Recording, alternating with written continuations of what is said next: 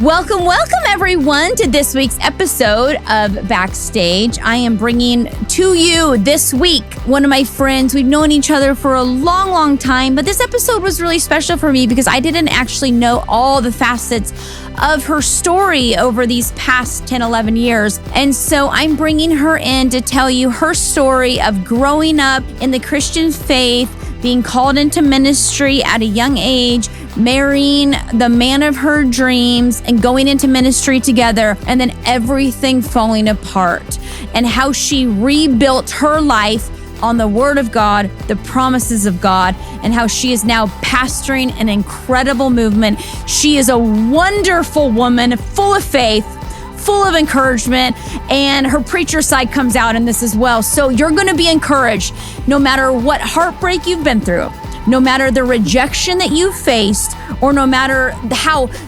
taxing the mountain ahead seems. She's here to tell you you'll get through it with God. So enjoy my girl, Pastor Rhi.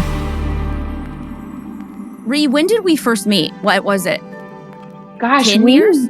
Was it? It has been about, so long. Yeah, it's definitely been about 10 years ago, and you are just so phenomenal, and I just love you so much. I admire you. Thank you for having me. I am so happy that you're here. We've been trying to connect and do this because I just know that your story, and I'm going to learn more about your story as we talk because I don't know all of it, but your story is rare, and at the same time, I think could impact and encourage and inspire probably 85% of the people that listen to this podcast, because you have been through so much and have come out on the other side, and you're pastoring now. You have like an amazing. Now, tell me about your family. I know your brother from your Instagram because you guys are best yes, friends. I my love brother. your Yes, brother. I don't know love my brother too. but I know I love mine. So I love like brothers, you know. And so I just when you posted him like a few years ago, Dustin and I were like, "Oh my gosh, he's cute. Is that her boyfriend?" I know people are always like, "Are you guys together?" We're like, "No, we're just best friends, brother and sister." Friends and brother. Yeah, he so much so. Yeah, I call him the GOAT because he literally is the greatest of all time. He's also single, has an amazing job, loves God. Just putting that out there. No, but he's great. My family's okay. We'll awesome. tag him on the Instagram when it comes out. He is not into social media at all, so he wouldn't probably even see it. Oh, well, the girls are going to like that even more. Exactly. I know. He's That's actually pretty attractive. He's off the radar. He doesn't care. He's doing his own thing. He really is off the radar. But I have him, and then I have another brother as well, and then my mom, who is absolutely amazing, and my dad, and I actually have two stepsisters who I consider just sisters that my mom just got married last year, and it's actually almost a year. I got to perform her wedding ceremony, which was like such an honor. Like, I know, it just doesn't get any better than that. So that was really cool. Love my family. Oh my goodness. Okay, so where are you talking to me from right now? I am in St. Louis, Missouri, and I grew up in Illinois on a farm. So my dad farms corn and beans, so I get to go there a lot, about 2 hours from there. I'm in St. Louis. I am a pastor at Faith Church, and we have 4 campuses here in St. Louis area, and then 2 in West Palm Beach, Florida. So that's always nice to go down there for work, which has been a blessing. I get to go a lot. Do you volunteer to do the campus visits? Oh, for sure. I did the youth events for a while, and I was going down there once a month for a year time. And I was like, just loving it. So I have, I've been on staff for 5.5 years now at Faith Church. Okay. Amazing. Side note with campuses, I made a deal with Dustin over the summer. Mm-hmm. And I told him that I'll go to every single service at our broadcast campus if he lets me every other week go to a campus, because I love campuses. Yeah, me too. I love getting to go to a lot of them. So my position has been global for different years. So I'll get to circulate around. And so then you really know everybody. And then including the online campus, which, sometimes we forget the online, it's actually bigger than all the others. And it's just so cool to connect with people. Or, you go to the airport and someone's like, oh my gosh, Faith Church. And you prayed for this, and God moved in my life. Yeah. You're like, oh my gosh, I love you. You're like family, the online family. Oh, I love that so much. And I know your pastors we've never met them. I don't think Dee knows them, but they seem to be, and I'm willing to bet you'll confirm, incredible people.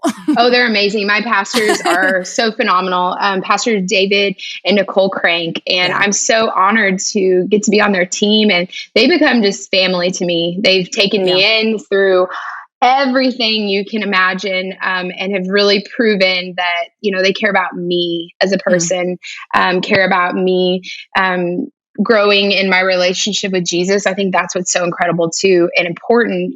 When you know this, you're on staff at a church and I can receive from them. They have spoke so much into my life and really been there for me. And we have other pastors on our staff like Pastor Phil, who's just been such a huge part in my life, and they've been there for me through the really hard times. And I know that God even brought me here, because when we met, I was in Dallas. Yeah. So God brought me here. I know like his hand was on bringing me here specifically because these were going to be the people that would help me through the things that happened when I have been here. Yeah. Yeah. And we're going to go back to Dallas and what happened there. But just a side note for like pastors, I think it's just so important, especially lead pastors, like love people for who they are, not what they do. Can do for you. Yeah, absolutely. Yeah. And I think that and it's a hard balance, obviously, for anybody pastoring. I mean, you pastor hundreds of kids and so many different people. And so it's always a hard balance. But just, I love that you really felt loved just solely for who you were. Yeah, absolutely. And I can tell that you and Dustin do that so well with people and are known for that. I was telling you, my friends Brooklyn and Kyle, who went to church and attended, they felt so loved. And I just, it is so important because people do want to know that you care about them. You care about what they're going through, and you want to rehabilitate them. You want to show them grace. And I'm really grateful for that. Yeah, it's so good. Okay, well, we'll fast forward to that, but let's backtrack. When I met you, you were married. Yes. And youth pastoring in a city near us. So we just became natural friends, I think probably through the Estradas or mutual friends. Yep. And it was yeah. What was it? Do you remember? Yeah. We met through mutual friends, and actually I think it was through the Estradas, and there were different points when actually my ex-husband had came and spoke, I think at your young adults thing. Yeah. And I think that's when, and during that season of time, I actually was not on staff at a church. So I was just serving, and it was just funny because everybody always just thought I was on staff. Yeah. Yes, I never was paid. And I never was paid to do any of the stuff I was doing during that whole time in Dallas, which was about, I think 3 years, I think it was, or maybe it was about 4 years. And it was just, I knew I was called to ministry, and I served where I could. There was a point in time where I'd gotten a nanny job that was from 6:30 a.m. until I took the boys to school at 9 a.m. And then I go into the church and work all day and, just do ministry where I could in the schools and different stuff like that.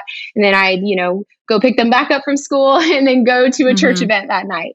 So just definitely, I know that, I think that just being passionate and serving, even when like, it wasn't ever about like a paycheck for me or like, but God opened the doors for me now, to do it full time, which has been really cool. Yeah. Okay. So we'll come back to that as well, but let's go back even more.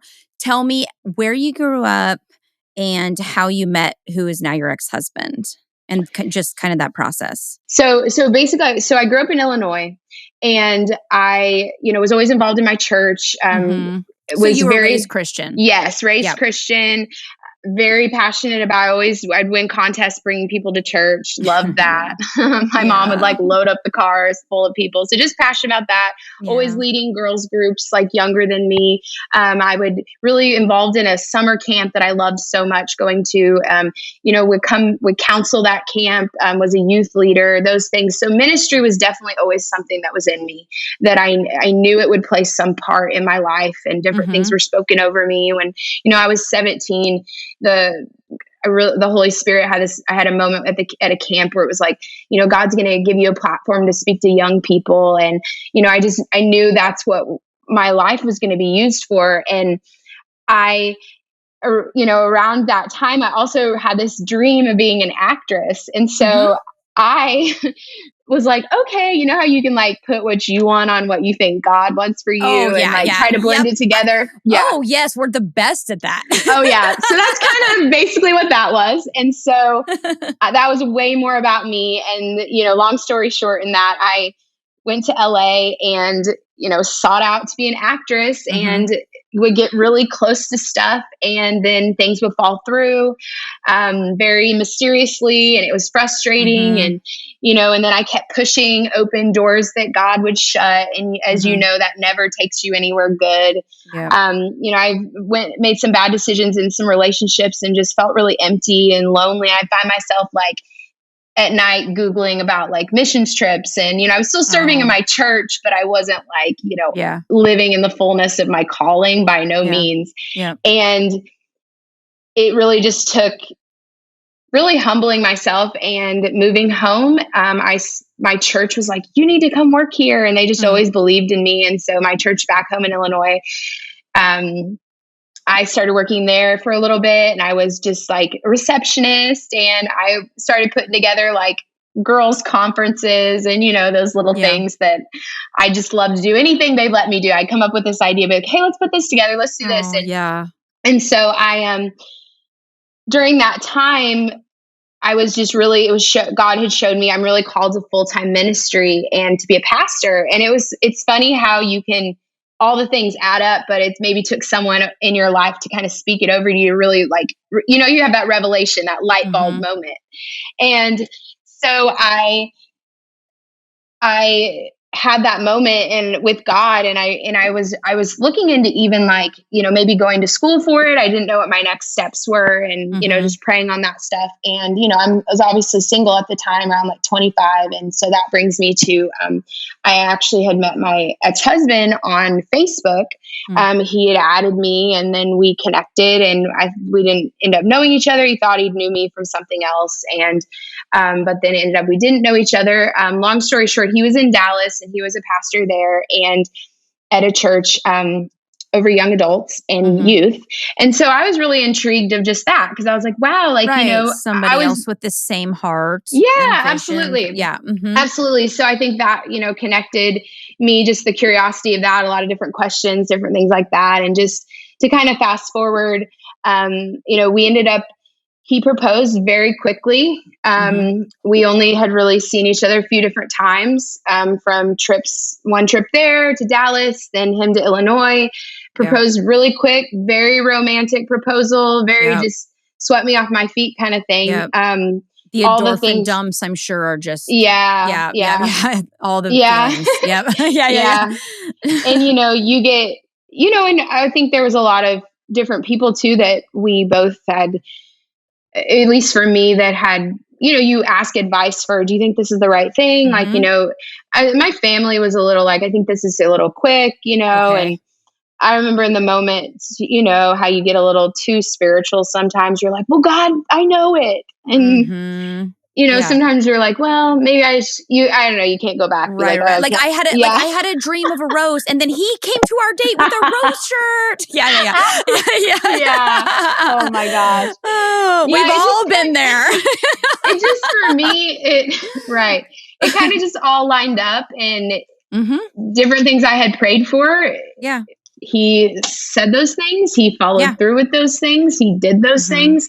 So for me, it wasn't just words. You did see action from him absolutely. At that time. Yeah, absolutely. So there was for me, didn't really think any sort of like, oh, you don't ever think like things are going to end up the way that they do a lot of times. But yeah, so then we had gotten married and we got married and, I was, that was the time when I was, pastor's wife and I was really fulfilling, like, I felt like a lot of the stuff God wanted me to do. I just really loved helping, and that you're pastor's wife, you're pastor, but you're a pastor's wife too. And just even as a wife, like, it's such a cool thing to be a wife and to get the honor to submit and be a helpmate and support, and I don't know if you do Enneagram, but I'm a number 2. I'm a number 2. Oh, yeah. Okay, I'm a 9. Oh, okay.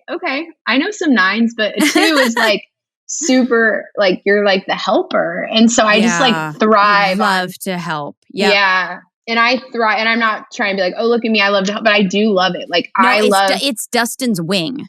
Oh, okay. Yeah. And so, but you can also like really get wrapped up in it. You know how your strength can become your basement of like, you're like, oh, what are the basements of my like strengths, and the enemy tries to use them against you. So sometimes I can get really wrapped up in helping other people and everything else that I lose like my voice, and I lose, myself in it sometimes. And I don't, mean to do it. And over the years, the Holy Spirit's helped me, and I'm aware for sure. I'm not at all out of control, but all that to say, I mean, I enjoyed that, and I don't regret anything as far as that goes. So after you guys got married and you're in ministry together, when did you start to sense that something wasn't right within your marriage? Really, essentially, it was immediately. Okay. Yeah, it was immediately. Okay. The biggest issue was the intimacy side of things, and it wasn't there at all. Yeah. And I would wonder, what's going on? Yeah. What do I do? And I think too, being newly in, anytime you're in ministry, you're like, you are a person, but you're kind of scared too, to like talk to somebody about it. Yeah. Like, what do I do? And because he's a pastor.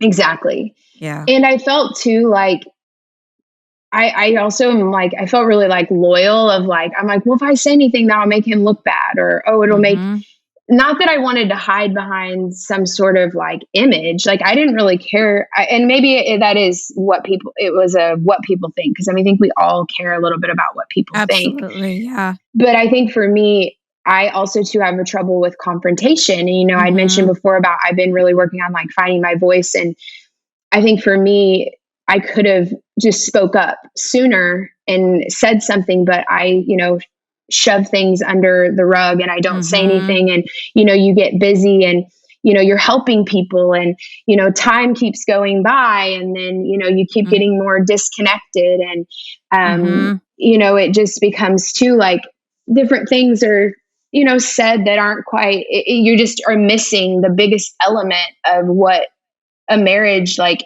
is supposed to be. And, there were times when I'd even like try to hold his hand, and he would just like shake his hand off. Like, it's like it disgusted him to even touch me. And, and after a while too, I think for myself, like when you feel like any like bit of rejection too, sometimes like you won't even maybe you come to a point where you're like, well, I want to avoid this feeling. So you won't, so I won't extend yourself as you were trying. Right. And so I think that the mix of not extending yourself or like being scared to even like, I think, and it sounds really complicated, but I think we all get in situations where we just don't kind of know what to do, but all we need to do is to not let the enemy keep us silent, but to bring something into the light so God can cover it, so God can help you, so he can, and I think that so many insecurities that we have, both sides keep us just quiet. Yep. Quiet. And that's what I felt like, I felt very lonely for many years, and I felt very just like abandoned in that way and rejected. And I would feel too, just like really almost like disappointed to the point of, you're like, especially if you're waiting till you're married to have sex, and you're like, have this like, oh yeah, this is going to be awesome. You have this like, and two leading up, it wasn't, he definitely like was attracted to me, and Right. there was no signs Yeah. that he Yeah. did. It's Right. just like a switch flipped, and it Mhm. wasn't there. And so, Mhm. like, I do feel like I tried, but I think that I think anybody who's in a marriage and in a relationship, and one thing that I will never do again is not confront something in love, Mm. not be too scared to say whatever it may be, Yeah. and I think that's what I could have did better. And and no matter that's in a friendship, that's in a work relationship, that's Mhm. in and I've gotten so much better about it in like 3 years. And I don't think it's like my fault, like, oh, if I would have went back and said this then that, but like it could have Right. avoided a lot of hurt, a lot of pain, a lot Mhm. of just to bring things up and be transparent and honest with one another. Yeah. Can I ask you, where do you think that came from in the sense of like not feeling like you have a voice? Was that something from when you were younger, or was that something that just kind of manifested in your relationship because you were nervous or scared? Like what perpetuated the thought that I just need to keep quiet? I don't think it was anything from younger, because Yep. people would like, I know that I do have a lot of confidence, and people from the outside are like, Ree, you're so confident. And I mean, Right. I am confident, but I definitely have like, and I've broken down crying to my pastors before, like, I'm Mhm. just so insecure and everybody thinks I'm so Mm. confident, and they're like, don't say that you're insecure. Like, you are not insecure. You are like confident in the word of God. You are a confident Yep. woman. You speak life into people. You have this Yep. like little area of insecurity. Yeah. And And that you just what's that little yeah, area? the little What is it? area. And I've just been trying, it's nothing I don't think that has happened in my childhood or anything like Mhm. that. I think it's the fear of, like, I think it's just the fear of rejection. Yeah. And Yeah. because like in like knowing what maybe the person is really like thinking, because if you confront it, you have to actually deal with whatever it is. Yeah. And if you avoid it, then you can just go You on. can pretend. You can Yep, pretend for a good you few can years. Yep. pretend. Yeah. And Yeah, so, and girl. then when you're with another person who, the man too is, as a husband, like, I thought I would be led more. I found myself like leading in weird ways Mhm. that just weren't, it was out of order. And I didn't want that. I didn't push myself of like that. Mhm. When you just want to submit, but you're being led in a wrong direction in a lot of ways. Yeah. And so you're paired with another person who also isn't confronting the issue. Mhm. You just have like the enemy just can run rampant, of Mhm. like, I know what's going on in my mind. He's got whatever going on in his head and that the Mhm. enemy's doing. And then I got whatever I'm doing. And then it's just, I remember you guys would always be too, like, you would comment sometimes on our social media, be like, you guys are like the most incredible pastors, and you're just Mhm. always with your people, The and you're kids. always Yep. the Yeah. kids. I remember that. Yep. Yeah. And Mhm. I'm like, and I love that. And it was Mm. so genuine, but you're just like, something's not quite right about that. We'd always be with Be with the the people. people. And that's Oh, what I girl. always would Yeah. feel too. Cause Yep.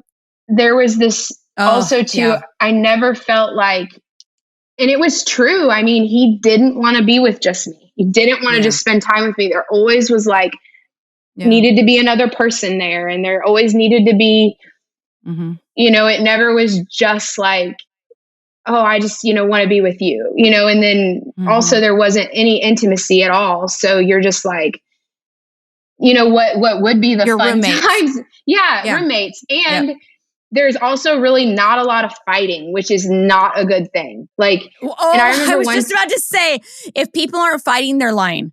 Yep. exactly. Yep. But if there's no Yes, fighting, you're girl. just like, you've got an even bigger problem. And I remember there'd be different times Yes. when like Oh. he like laughed to somebody and said how we never fight. And I remember inside I was just kind of like, it is not good that we Mm. don't fight, and Yeah. Yeah. and I don't say that to say any sort of bad thing about Abuse. No. him, Yeah. but I do, there definitely is some emotional abuse for sure Mhm. that I went through that could Mhm. not have been it maybe not intentional, but it's that weapon of rejection that went on for gosh, 5 years to where you can't speak up, you can't say anything. And it's an interesting scenario to be in. All to say too that, I spoke at this young adults thing, and it was like, and I've been prayed over different things that you pray like Genesis 50:20, God and, the enemy intended to harm you, but God intended it for your good, and has accomplished what's now being done in the saving of many lives. And, I've wondered too different things. I'm like, have you ever been in such a weird situation? You feel like, am I the only person that has ever been in this scenario? And I had, a girl come up to me, and she's like, yeah, the Holy Spirit really was telling me I need to tell you. And she had never told anybody. And she was in the same scenario that I was in. Oh my goodness. And it was like, and I just started weeping because I was just now I'm, we talked about too, and we'll get to that, I'm sure, about just coming through and being on the other side and keeping going. But that's what, I guess that I know there have to be other people too. Then I just think like, it made me realize and know, and I mean, you know it, but how important, sex is in marriage, and how important, and too, like, I guess I thought when you feel so rejected and you feel like unwanted and abandoned in that way, like, you don't know if like it's like, you're attractive because like, I mean, I know like I'm a good looking woman. Yeah, but you're about a perfect 11. Oh. Oh my gosh, you are too sweet. No, I'm serious. You're too sweet. Oh no, but I hear what you're saying. You can know you're an attractive person, but the rejection overrides that. Yeah. And to have the person that is supposed to be the closest to you, like, just not wanting you and rejecting you. And I mean, I never like looked at any other guys, or I never like wanted anything else. And I know maybe people are like, oh, you're lying, or that sounds weird. No way. You were too busy. Yeah, I was busy. You were too busy with all the kids. I was busy with the kids. You were nonstop with all those youths. Yeah. And I love that, and I enjoyed that. And I know you loved it. I do, because you're doing it today, healthy. Yeah. And so I know you loved it, and I know it was your whole heart at the time, but at the same time, you're fighting this internal battle that you didn't feel like you could talk through. And that's and it's just marital problems, bottom line. And it's just not having the courage, I guess, to just be real and upfront with. I mean, that's supposed to be the person that you can be the most just open with and say anything to. And, I really, long for that, to have that one day, with somebody. But I think I have to be open as well. And I don't think you ever intend to not be, but it's like fear gets in the way, fear of what they may say, fear of what's actually really happening. And then for me too, I think a lot of like, I'm very positively optimistic, which actually brought me through all of this, because I just have this like hope. Like sometimes you got to tell me, like, also to say like, I don't know, I'll just have hope over the most random things that someone would be like, hey, that's not going to happen. And I really, in the back of I'm like, it could.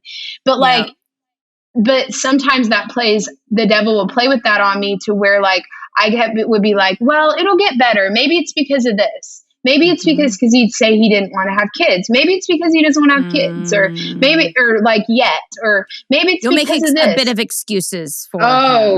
And big excuses. Well, even really excuses trying to believe the best. Yeah. Yeah. Oh yeah. And so, which is a great thing, but it can also be just kind of like, hey, you got to like get it in check here.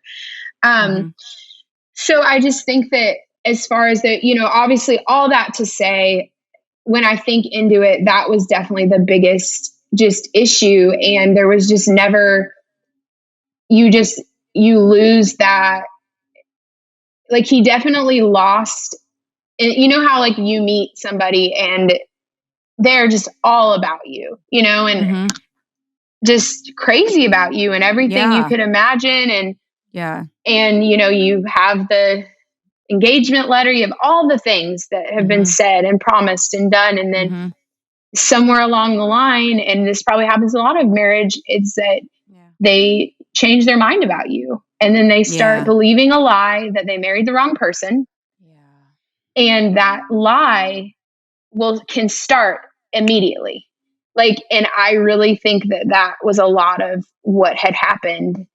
And just from things that were said to me that had happened so early on, that once you believe that and you won't listen or you don't get healing, you aren't open. I mean, there's really no going back. And so yourself is king at that point.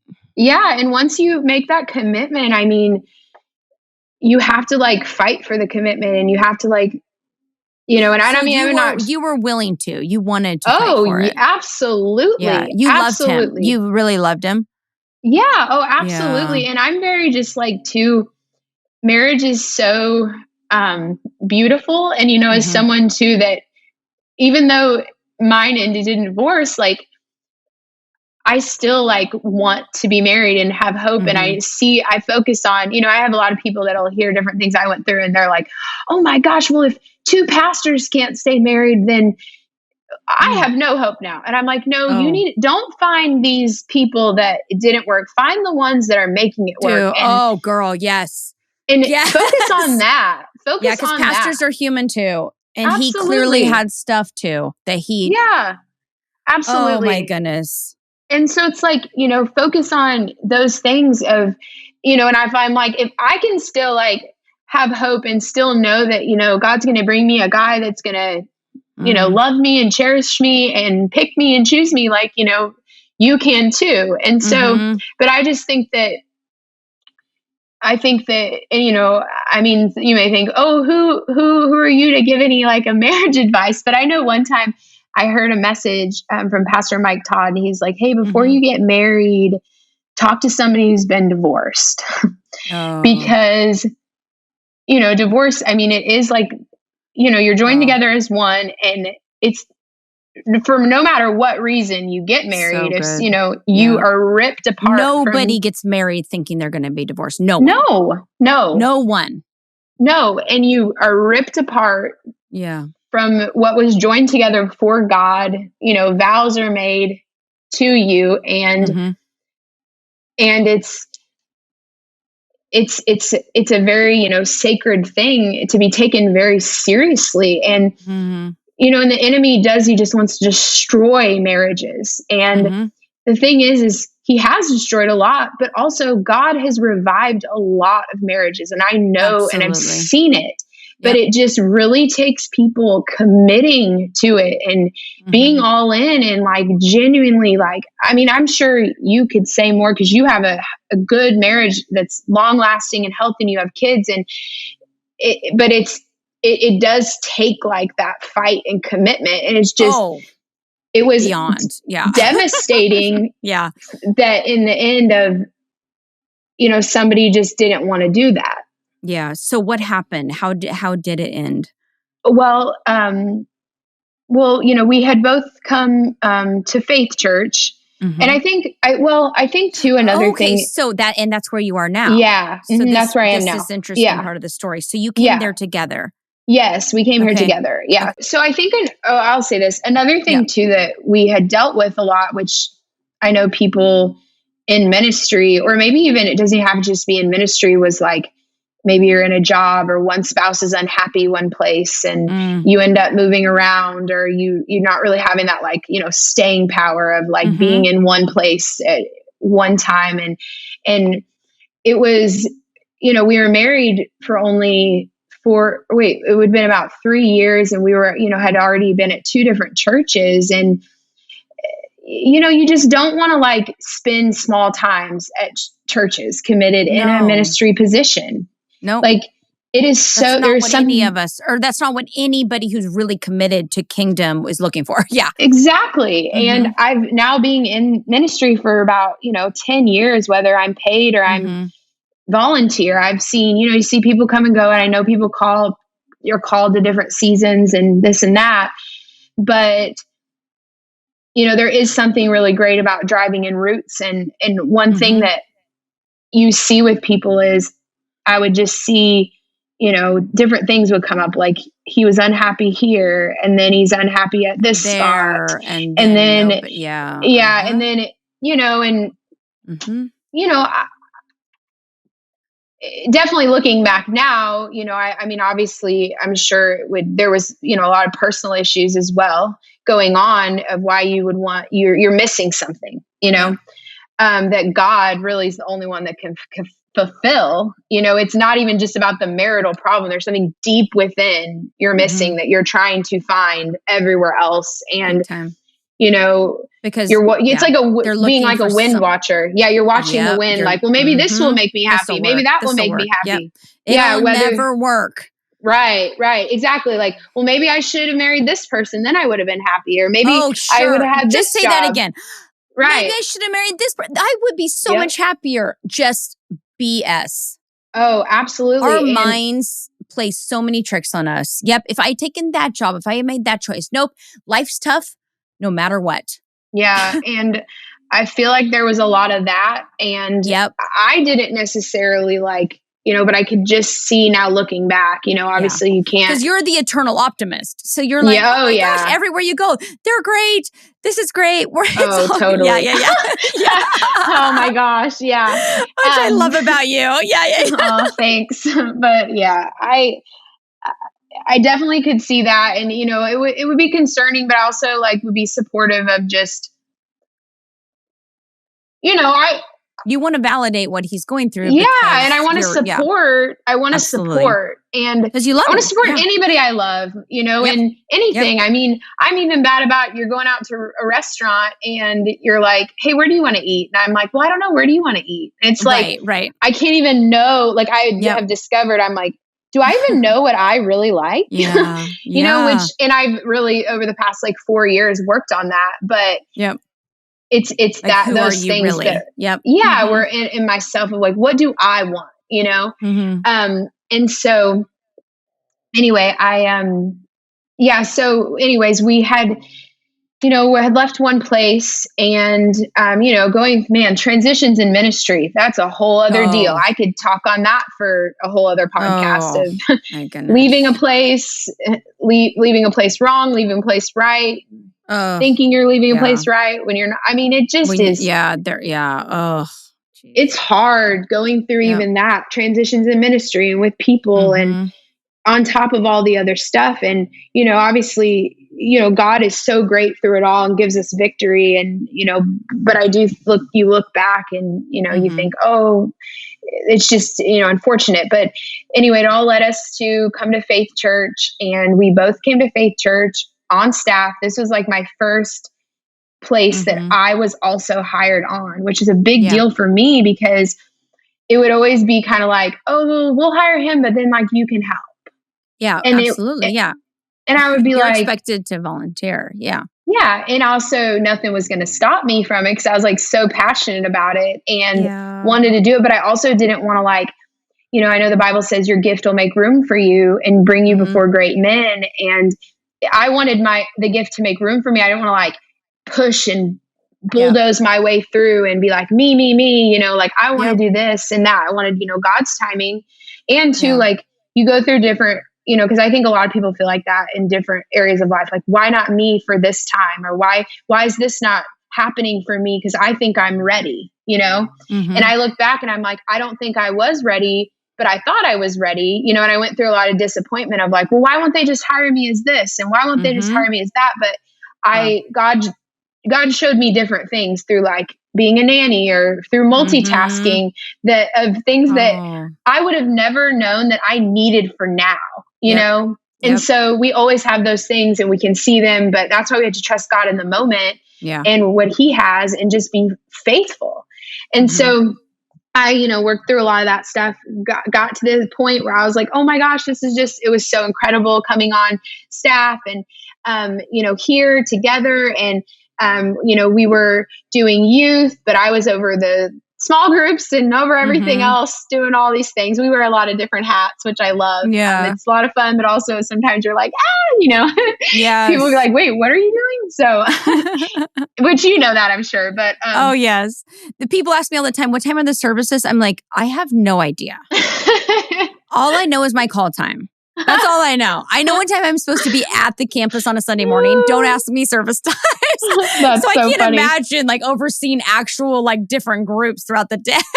Oh yeah, overseeing that for like all campuses. Yes. And, but it's a lot. Yeah. Yeah, but it comes to another thing of like everything's just wrapped up in like what you're doing and what you're working on in ministry. And it's not, and you're still. It's not about the two of you. No. And you're avoiding like that issue of, that it's like roommates, that it's just. Do you think he sensed that there was something off? Oh, definitely. Okay. He did. I just don't think he also had knew the tools to know. Yeah.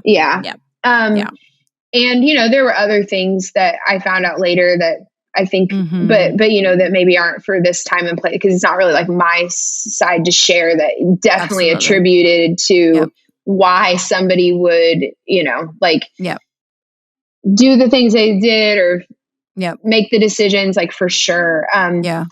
But I for me, I think too, what had really like when you ask, you'd ask how things had really come to the point of, him leaving, was we had come upon about 2 years at Faith Church, and he started again, like at the other places, questioning whether or not to be at Faith Church. And I'm just like, this is happening again. Like that's what I felt like. It had been about a 2-year thing. And it was like, oh, maybe we shouldn't be here kind of thing. And I was just like, I did not want to be there, and it wasn't even just about the place, but you come to the point where you're just kind of, okay, this is a pattern. And I, spoke up for that because, I was just like, no, like I feel like we're supposed to, be here. And, no place is perfect anywhere you're going to ever be, No and way. you may think too, you want to live. I have a dream of living. If I live at this state, then I'll be happy. Or if I live over here, or if I have this position, or I don't like how they're saying this, or it just is not a good spot to be in. And so there's I think perfect 10. Yeah. If I lived in Rome for the rest of time, I'll be happy. No, I won't. No, I won't. But it takes life to teach us that. And exactly. Too many people have not learned that lesson. So they think the next girl, the next job, the next addiction, the next thing is going to give that. And it's not. Absolutely. And it's a void that you have between you and God. And it's all that it is. Like that is what it is. And you're wondering and you're desperate to know, what is it? How do I fulfill it? What is it? It really just is. And there's no like, when you want to just tell somebody like, do A, B, and C, then you're going to feel better. But it is a journey of just acknowledging and being self-aware and just being like, God, I've got an issue and I've got to figure out what it is, and only you have what I need for it. And really too, so good. Following like his word. I mean, a lot of things too, we want some like, I think too, the void of different, not knowing what you want kind of thing. It's like, we could settle a lot of this stuff just by reading his word, stuff he's already spoken, and who he is and his character, which we're supposed to be like. So, I mean, you're just like, okay, well, what would, God want in this scenario of anything? So a lot of things aren't even that much of a mystery. It's just that they're mystery because people don't open their Bibles. Yes, exactly. It's so good. Yeah. And I found that a lot, like of that, like just understanding those things. But we, I think that I think a mix of that and then it being, there was during that time, there were some other things that had happened that had, arose some suspicion about like, To what's going you on or to you and to your some other pastors? people. Okay. Yeah, just to some other people, and There were to, some red flags. yeah, definitely, Yeah. that were really hadn't been before ever. Like never, I never didn't ever not trust or thought something going on ever, never. Yeah. So there was never that, like by no means, because, even though I'm like, okay, like, I think you can be mature enough in something even when it doesn't work out. And For you sure. shouldn't ever say like you never had one good time or you never had one fun thing together or someone was all completely awful, like, and I think too, people should be a little more mature, I think, through divorce and try to like remember the things that, you did, like why you did, like whether it was real or if it wasn't, like there is a reason. And I think that, and I'm not perfect and ever in loving another person, but what I can do and what I saw of like, even during those times, I'm like, well, God, what are the vows that I made to you as a wife? I made you those vows, and to a person, but also to God. And, just trying my best that I could to, and even that in that, remember those things. So I think that's helped me too, because even though there were a lot of bad things that did happen and so much hurt and so much pain that someone caused, that I still struggle with. I still try to, remember those things, and I think that's what keeps me like, just, I don't know if that even makes sense at all. It does. No, it does. There are really true, real, authentic moments in there. Yeah, and I'm not going to... And you're not willing to whitewash them. Yes, no matter what somebody else says at all. Like, I'm like, you're not going to say you never felt this, or you're not going to... I know, and because then it's like, it's not like a big lie, Yes. And so you just can't...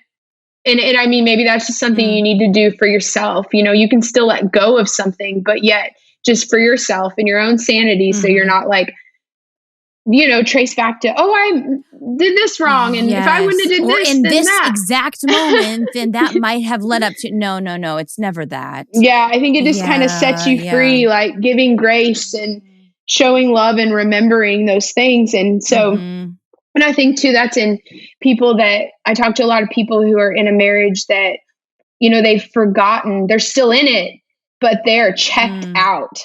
And they have fully forgotten why one person's closed off to the other, and they won't even open up to the possibility of even remembering or they just like fully given up, and it just, if people, I've seen it happen. I've seen recently even people that have been the one that was closed off, and that God just transformed their heart. And by them just opening their heart, they were able to, God could restore, something so broken.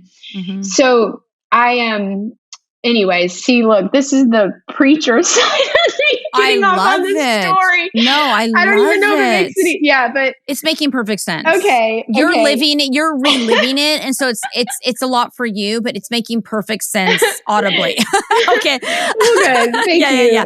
No, it is. It really is. And I think anybody who is facing, I mean, even just your challenge of like, there's really no better thing out there. Yeah. And we can all think that something else will fix this thing, and nobody's going to, including your spouse. Exactly. They're not going to either.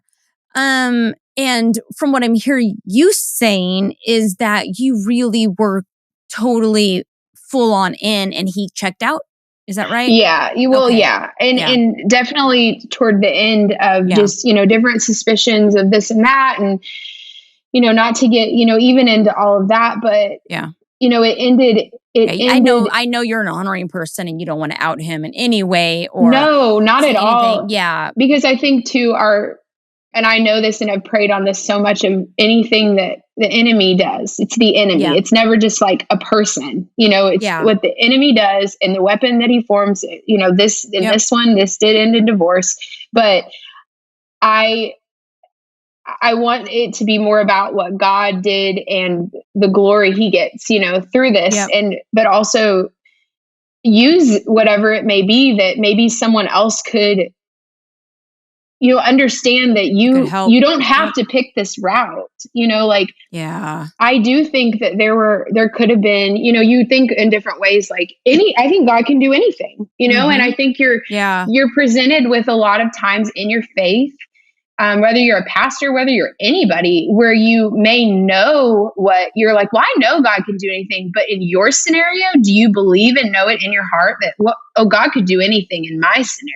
Yeah. And oftentimes, like, I just don't think that we really believe it for ourselves. And I mean, I'm guilty of that too. It's so true. I can believe for anybody but myself. Yeah. Oh, 100%. And why is that? Why is it so hard to believe for ourselves when is it a shame thing? Is it like a imposter syndrome? Like, I don't deserve it because I know who I really am deep down, or I don't know think what it's it is. What do through you think? through prayer and through just the Holy Spirit. Like, what I just think is that it's because of how we feel. Like, we know how it feels, and we cannot move past how we feel to activate our faith. Like, it's like, it's all on our feelings. Because, like, the thing is too, and I get it, believe me, I will feel so different opposite of what something that I know. And it's just like, you can't get that feeling to go away, and it hurts, and it's painful, and it's distracting, and it just, and I think that's what a lot of it is it's just, we can't overcome how we feel. And I think with in this, toward the end, he ended up leaving me, and obviously left. Everybody tried to help, and that's when too I was grateful to see the church really try to help him too, and help me, and try to go to counseling, different stuff like that. But like, it was difficult. And he was the youth pastor at the time? Yeah. Okay. And so it was hard, because it's like, if like, if they were both trying to help, that was the goal, was to help. Yeah, of course. That should be every pastor's goal. Oh yeah, help, absolutely. Restore. It was to help. It wasn't, it wasn't to like, okay, well, bye, you're out of here. Cause I mean, like, you're a human too. And I honestly think that sometimes the grace people give you will shock you. And it should shock you in a good way. But I've seen it shock people in a bad way of like, they're like, oh, well, I thought this was my out kind of thing of like, then it could be blamed on somebody else. But it's like, no. So I was just grateful that so much grace was shown, so much, and at the end of the day, upon, just, I think too, I made it very clear, because I felt like, okay, just, I wanted to give it every chance I could give it. So I felt free. And I think that's what you do. If you ever find yourself in a scenario where you're kind of like, I felt very out of control of what it is, because I was very like, he left. Yeah. You didn't, you can't. Yeah.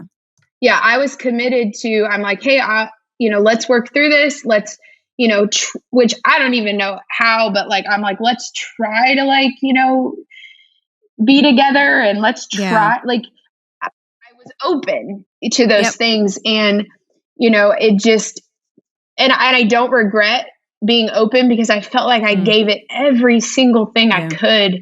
And I just talked to this woman the other day, and she was in this spot that I was in, and someone had sent her husband had sent her divorce papers, and I just randomly had called her, and she's like, it's so crazy you're calling me, because I just got divorce papers yesterday. And she just felt like she failed so much. And she's like, I've tried so hard. And I was like, you didn't fail, because it may be ending, but you gave it your did the best you could do.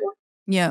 And so, and I feel like for me, I really tried. And so and did like the best I could do in that time and tried to trust God and really try to like do everything I could. And, and so for me, some of the stuff that, was said to me upon, when he left and things that were said was just that he was never attracted to me. And, that he only married me for ministry because I was this perfect ministry wife. And and that, you just think into things that you're like, that is not true, first of all, because I was like, and then second of all, I'm not going to let the enemy make me despise ministry of what I'm called to and pin it on ministry that this was ministry's fault.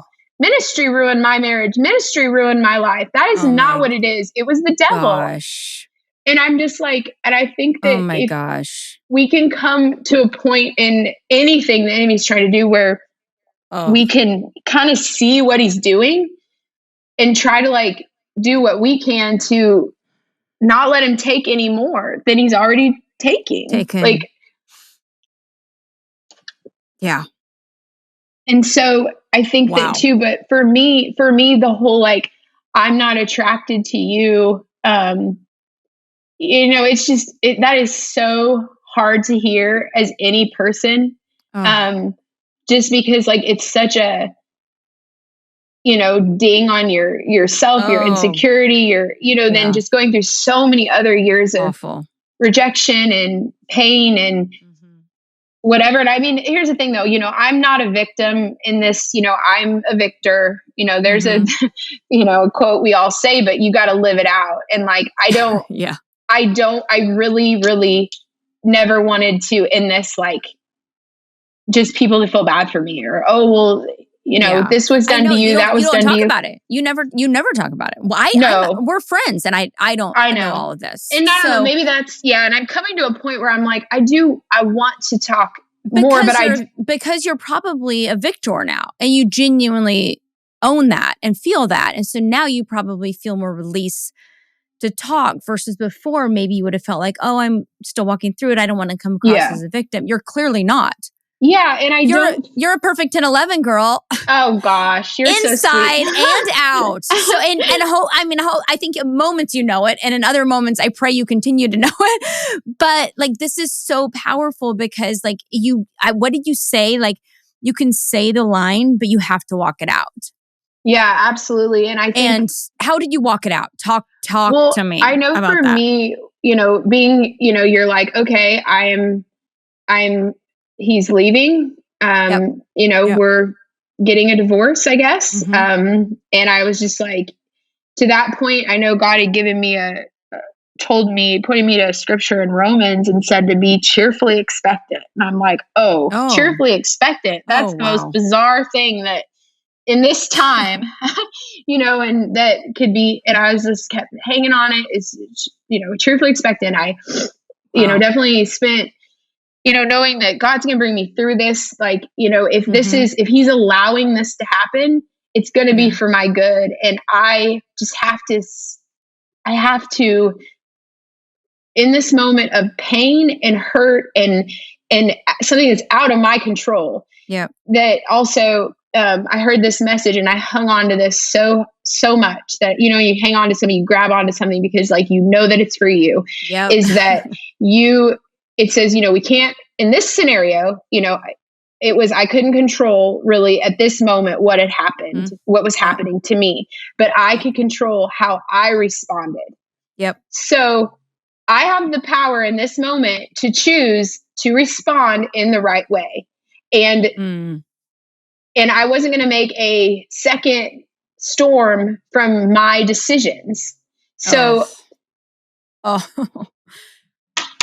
it just, and I was like really trying to commit to not letting, the pain take over and take anything else like from my life of whether it was, and I think that's for anyone, whether you did this, whether you are the one who made the bad decision or it was your fault or it wasn't your fault or whatever it may be, you caused it, you didn't cause it. You can always have a choice to be like, okay, I'm going to stop and I'm going to decide, how am I going to respond to this, whatever's going on, and so for me, that really helped me because I was like, you know what? I'm called to do ministry. I love doing this. God, I also too, another thing that the Holy Spirit told me was like, you can either focus on what the enemy's doing in this and just like that you're rejected. Somebody just left you that said that they loved you. You're alone. This and that. Or you're 30, 2 years old and you don't have any kids and this isn't where you were supposed to be. And, you can get into all of that, or you can choose to see God's hand in it. And what I saw when I looked at it, I'm like, God, what have you actually done? Okay, God, you brought me to this place at Faith Church to two pastors who have both been through divorces. My goodness. Yeah, my pastor's wife had left him. And then my other pastor, her ex-husband addicted to pain pills and all this stuff, beat her, left her, and they met each other. So they bring me to a place where people are going to journey. Yes, and be able to help me. And then secondly, in this moment in time that this had happened, I also was only 2 hours away from my family. So I could drive home to see them at any point in time. Yeah. I had my own job, with my own income, I had my own, I had good credit, I have, there are just different things. I mean, anything you got to hold on to that you're like, God, you sustained me through this. I have this, I see that you are protecting me and your hand is going to guide me through this. And so I tried to focus on those things and not about, who he was with or who was saying what. And then another thing too that got me through it, and I would highly recommend this with anybody, and sometimes I'm not great about this presently and people that but don't be on their social media. Like the Holy Spirit was very strategic of me, like, don't ever look at the social media. Don't get in that like thing where you're just looking and just a spiral. Yep. Oh my gosh, big spiral. Yep. And so I think that, like, honestly, that really helped me. And I think that too, just knowing that God has, like, believing it with all my heart that, I think of in, Shadrach, Meshach, and Abednego of, they're in a fire. They didn't deserve to be in that, but, they're not alone. God's with them. They get pulled out of the fire. And because they, trusted and were faithful. Yeah. In the story, it says, then they were promoted. And I've seen that in my life of being promoted in many ways, so I know that's a lot to like really say like, okay, God, but God did tell me different stuff. But then it was like but here's the thing, I don't want to be sitting here like, oh, this was so easy. God told me all. No. Yeah, of course. No, this is hindsight. You're speaking from hindsight. Yeah. Big hindsight. Because like, to be honest, I mean, it just, anytime you're going, whether you're trying to go through any personal crisis of a broken heart, which is literally worse than I'd rather somebody shoot me in the arm. Oh, absolutely. Like it's hurt. It hurts. There's nothing worse. Yep. And I mean, that can be from, you're trying to work your job and you lost a loved one and you can't even focus because it's the pain of the broken heart. Or maybe, you're trying to take care of your kids, but, you're in a scenario where, I mean, I didn't have any kids. Like it's, there's a lot of people that go through this stuff that, have kids. And I can't even imagine. But like, there were so many times for me, and I never tried to like hide my pain and be like, as a pastor too, you get up on stage and you're like, it's not disingenuine because you're up there and you're praying and stuff, but maybe, not at all. Yeah. No, but then maybe you're at home later bawling your eyes out, or you're at church and, many different times you're talking to people and you're just kind of like, oh my gosh, I can't even like, I got to go in another room and cry. I mean, right. Yeah. I just, it definitely has not been easy, but it's always worth it. And I believe too that, with God, it's never for less, it's always for more. And so to have in those moments to maybe have turned to something else, like, because I was so also just deprived of like any male attention at all. Like, I was like, okay, well, I'm not going to just like try to like find a guy and try to like date a guy or whatever. Or I didn't want to turn to like alcohol, or I didn't want to turn to something that would maybe make me feel good in the moment, because like I know like a little better than that. I think what's important too is you have to listen to the right people, and you can't also just listen to yourself and your own pain, and you have to listen to the word of God and have like the right people around you. And, not also too, anytime you're hurt, and like the quicker you can start like really asking God to help you forgive that person, like it will really set you free, because the enemy really wants you to feel like that you're getting back at them by not forgiving them because they don't deserve it. But like the truth is, none of us deserve to be forgiven, for anything. That's right. Yep. And that has set me free a lot. And I mean, believe me, it was a legit roller coaster, and forgiving somebody doesn't mean that you have to like talk to them or they have to be in your life, but it's in your heart. Yep. That's so good. Those are the things that I would pray for. It definitely is a roller coaster, because, one day you're like, oh my gosh, I like think I forgive, this person for whatever. And then the next moment you hear something and you're like, oh my gosh, I can't believe them, and that's natural. Yeah. And I think another thing that, I remember my pastor had told me to guard my heart against bitterness. And I mean, I was kind of like, okay, well, yeah, obviously, like, we all know that. Yes. Obviously. And I remember at first I was kind of like, okay, well, obviously. And then I was like, well, I really just don't think I'm bitter, and then I went home and whatever. And the next morning I, got up and I woke up and I just felt like the Holy Spirit's like, look up the definition of bitterness. And so I was like, okay. So I look up the definition, and it said that it was the anger and disappointment of being treated unfairly. And I was just like, oh my gosh. And I just started weeping, because I was like, if you could put into a sentence what I was feeling right now, what you felt, it was that.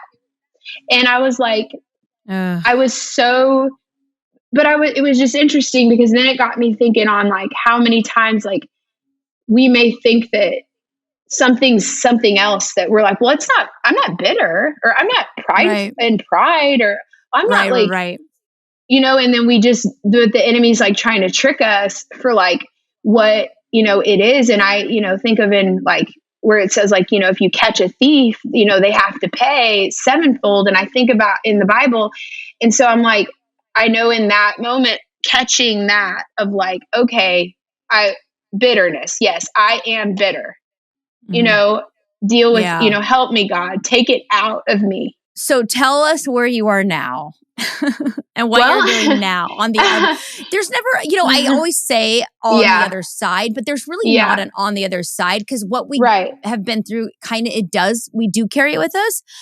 I think it can stop hurting us at some point, or stop affecting us, but we do carry it. And I think we should in some ways. It's like the wounds turning to scars, there's still a scar. Yeah. And a part of it is the story that we're meant to tell, but for lack of a better word, on the other side of this trauma. Are you still at this church? What are you doing? And talk to me about how your leaders and pastors really helped you through this time. For all the leaders listening, what can somebody from the outside do to help somebody walk? Because I've walked a lot of people through this in different scenarios, obviously, I think sometimes I had really good things to say and good advice. And I think I failed sometimes looking back. And so help us understand as leaders, which I know you'll be able to speak to because you are one. How do you help somebody walk through divorce? And a heartbreak without the cliches. Right. I think it's being patient with people and understanding that they're people and they are hurting, and understanding too that you don't know what they feel. Like you don't know, and you can't think that. So good. You can't think what they're feeling or something even that triggers them, because that's actually something that I wanted to like say on too, is that anytime you go through something, there's going to be these like triggers or things that get brought up of like, I do consider myself like through it. I'm like, hey, you know, we're really big on my church too. Is like, hey, you're going through it, you know, you're getting through it to the other side. And I do feel like I have victory, but there are so many times that there have been things that I have had to struggle with moving forward in this, and being like, 3 years in, that it's been super hard for me it was really hard for me to go out on a date, to be honest. And I'm sure. Very hard. And I think that me also too, being like just really open about like, I know that I can kind of say anything to any of my mom or my friends or nobody's gonna like think I'm stupid for the way I feel, but also nobody's gonna just let me like remain and, you know, cry for multiple days over something. It's like, hey, you know what? You're a victim, or you're a victor, not a victim. You're an overcomer. Like there's a point where you have to push through, because, you know, God has better things for you and you're going to get through this, you know? And so I think that's how people have helped me. But I always I think just like feeling heard, but also like anytime you're like knocked down, you can't just like, you can feel bad for yourself for a little bit, and you can like, you know, but you have to get up. Like your life is so valuable, and God has so much for you that it is a shame to waste it, you know, over crying over somebody who didn't want you or didn't, you know, because, you know, or grab onto a promise that you can take for your own. For me, it's been that God will never leave me and forsake me, and that he'll never change his mind. And so I'm not also like defined by what happened to me, you know, and that's the thing, like, and I think anybody can, in that, whether it's a bad decision you made that you think you are so unworthy of love, or something good because you made a mistake, like, you know, you have to like move forward and accept God's grace. And I think that leadership they've really helped me, because we're so like speaking faith, and we're so like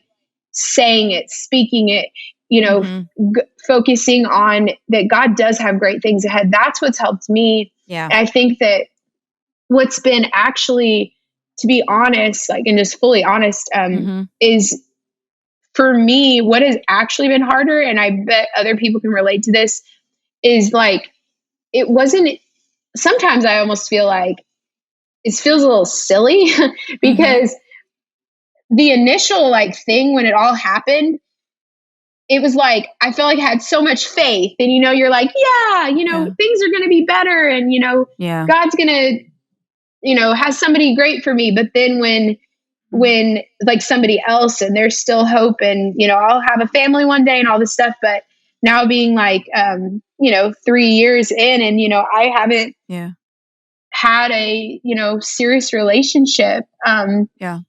It starts getting, the enemy will start wearing on you of like, there's something wrong with you, or what I've been, you know, praying on and still working through is, you know, anytime anybody goes through rejection, of even like, I spoke at this youth camp, and a girl, I shared a little bit of my story, not really in detail of just everything got it done, but just talking about abandonment or rejection. And she came up in tears, and she's like, I've never told anybody this, but like, I just found out that I was adopted, and I feel so rejected. And I never had thought about like just the depth of the different many ways of rejection. It's not even just rejection. And it's everywhere. And I think a lot of people, that one thing I'm working through and not letting the enemy get the best of me of, is the self-sabotaging side of rejection, like where you have been rejected, so you reject somebody else before they can reject you. And that happens in relationships, that happens in friendships, that happens in jobs. And if you don't get a handle on it and let God really work in you, like it's just something that, and it's just something that when you come out, not that you're, traumatized, but it's those little, because God can give healing and freedom fully, but you have those like triggers of things that happen, and the enemy will try to use the same things over and over. And I've seen that a lot in my life, and just trying to like overcome those things. But it's also the good out of anything we go through is that it really does help us. Like, I can understand people's pain way more than I ever could have. And, and I'm thankful for that. So I'm glad it happened. Especially with your vocation, you're a pastor. And now you have an insight. Sometimes I'll meet with somebody and be like, I feel for your situation, but I cannot truly understand because I didn't have a parent that was an addict, or did not go through this. But recently, I haven't told you, but I got COVID in January, and it like destroyed the nerves in my feet. And so I've been in physical therapy for 3 months now. There's nothing anybody can do. Like, I've been to every kind of doctor and naturopath under the sun. Yeah, I could barely walk. I had to have wheelchairs in the airport. I'm walking now, thank God, praise for God. physical therapy. Yeah, but I was talking to my pastor, Pastor Steve, about it a couple weeks ago at our staff meeting. And I was telling him, I was like, I see people different now after limping. And when I go into the grocery store and I have a disability sticker and all the things, and so when I go into a grocery store and see an elderly couple limping through, or a young person that I'm like, oh my goodness, I know exactly what they feel. I know exactly what they need. And that's a gift to me now. Yes. That I didn't have before. It is a gift, and it stinks. And I don't know if I'll ever get feeling back in my feet, but I will take the empathy that's given me. And that's nowhere near, that's just a physical thing that I'm relating on. You're relating on the most deepest love levels, which is rejection from somebody you loved and trusted. And there's no deeper level than that. And for you to come out on the other side, be hired in your own right as a pastor, continue the work on your own, living your single best life, and be vulnerable and willing to tell your story. I couldn't be prouder of you, and I couldn't be more I just couldn't be happier or more honored that you were willing to tell your story here, because it's not easy to dig out those things, especially when you're in a public setting, It's one thing for it's one thing for like a business person to come and tell their story, but it's another thing when like you're on stages and you're on YouTube and you're on these things, and here you are being so raw and real. And I am so grateful, because it's going to help people, and it helped me even just listening to you. Your faith is inspiring. And the thing that you said that really resonated with me, that I felt a like real attachment to, was when you said that you weren't going to let the enemy make it ministry's fault. And I have been through so much, as every single pastor has over these last few years. But I'm pretty tore up, to be honest, inside. And I feel like you saying that, it was just like the Lord himself being like, this is a word for you, Jamie. Like, do not give the enemy don't let it be ministry's fault. And I personally just really appreciate that and receive it. And I'm going to be more determined to just not give ground to that, and to just be an overcomer. And I love that you said too, it's a process, and we agree. There's no end game to it all, but the process of it is so beautiful. And so many people would have just rolled over and taken it from the enemy. I'm honestly like, so many people would have just settled for something, less. Yeah. And I wonder, this will be my final question. Why didn't you? You have faith, but you grew up normal. It's not like you're a superhero. Why didn't you just roll over was it a faith tradition? Was it like your past? what got you over that hump of just the most traumatic thing that can almost happen to anybody?